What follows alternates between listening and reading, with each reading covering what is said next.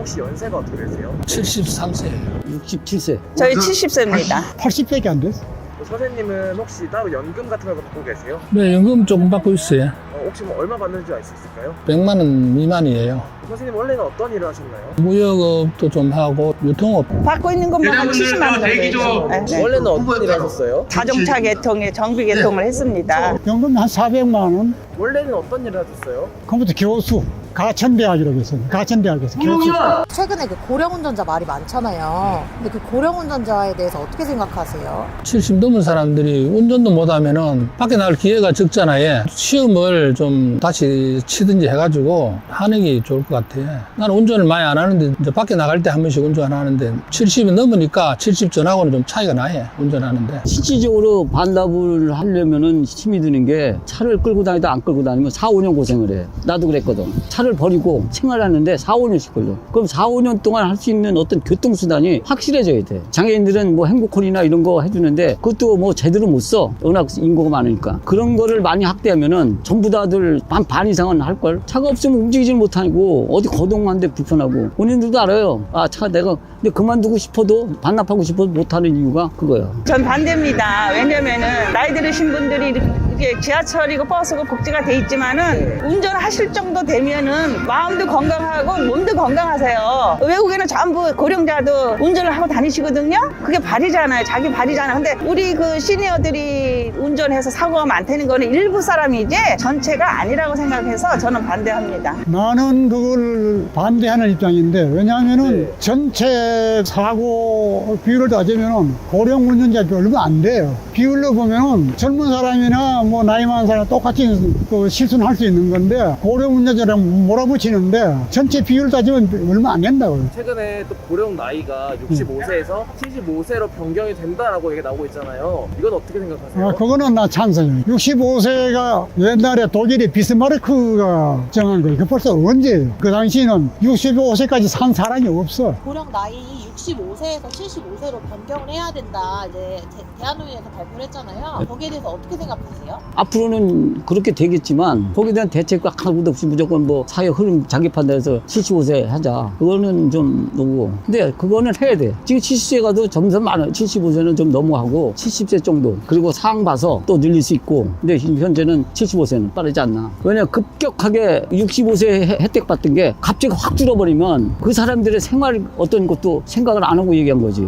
있는 사람이 괜찮지. 없는 사람들 독거노인들은 김대중이가 전세금 몰려가지고 연장해가지고 하듯이 또 뭐 내몰리는 거고 어떤 사회적 문제가 또 될지. 근데 거기에 대한 대책을 해줘야지. 요즘에는 150세대라 그래서 그것도 괜찮다고 생각을 합니다. 지금 75세가 옛날에 85세? 그거는 좀 안 맞는 것 같아. 요즘 나이가 60, 70 전하고 70 후하고는 나도 70 전하고 70 후하고는 상태가 많이 달라지더라고요. 근데 65세 노인 뭐 조금 빠르기는 빠른 것 같아요. 요즘 봐서는. 그런데 75세에서부터 노인 그걸 하는 거는 좀 아팠다고 생각해요.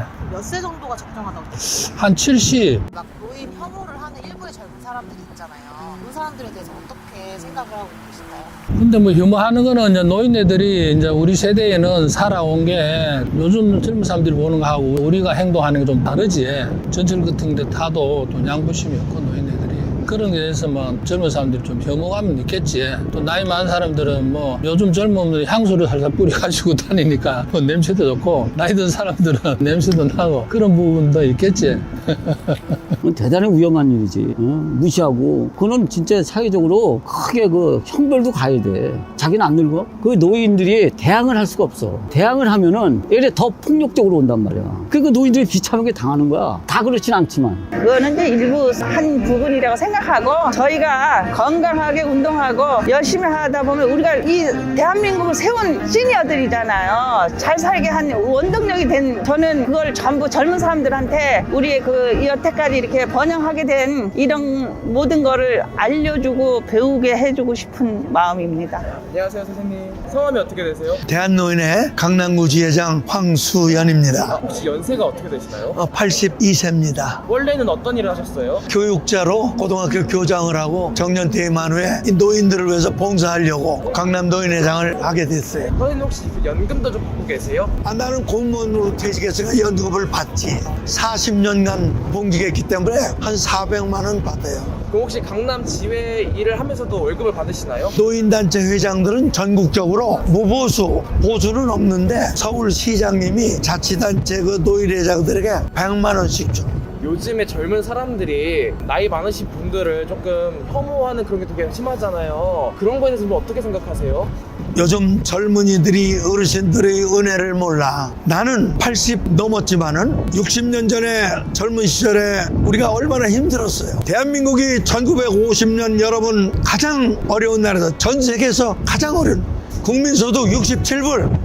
북한이나 필리핀이나 태국보다 못 살던 나라가 지금 세계 10대 강국이 됐는데 이건 여기 지금 60대, 70대, 80대, 90대 어르신들이 만들어 거거든. 젊은이들이 어르신들을 공경하고 잘 섬겨야지. 이 나라를 지금 세계 10대 강국으로 만들어 주신 분들인데 어른들을 섬기지 않고 어떤 사람은 노인들 빨리 죽어라. 노인들 지하철 무임승차 주지 말아라. 이게 말이 됩니까? 그래서 나는 젊은이들에게 교육자로서 어르신들을 잘 섬기고 부모님처럼 잘 모셔야 된다. 윤리 도덕을 우리가 정말로 잘 지도를 해야 돼요. 젊은이들이 노인들을 폄하하고 이런 것은 그런 자세를 바꿔야 되지 않나. 우리나라가 이렇게 부강한 나라 세계 10대 강국을 만들어준 배경은 사우디에 가서 30만 명 근로자가 얼마나 고생했어요. 젊은 여자들이 간호사들이 독일에 가서 시체를 닦고 달러를 벌어서 나라에 보내서 우리나라가 경제개발한 거 아닙니까? 서독의 탄광에 가서 1000m 되는 땅속에 들어가서 섭씨 40도가 넘는 그 뜨거운 지하 땅속에 가서 돈을 벌어다가 이 국가 발전을 시켰는데 그분들이 지금 80대 90대라 이거요. 그래서 나는 우리 노인들은 대우를 받을 권리가 있다. 젊은이들은 노인들을 잘 섬겨야 될 의무가 있다. 나 그렇게 얘기하고 싶어요.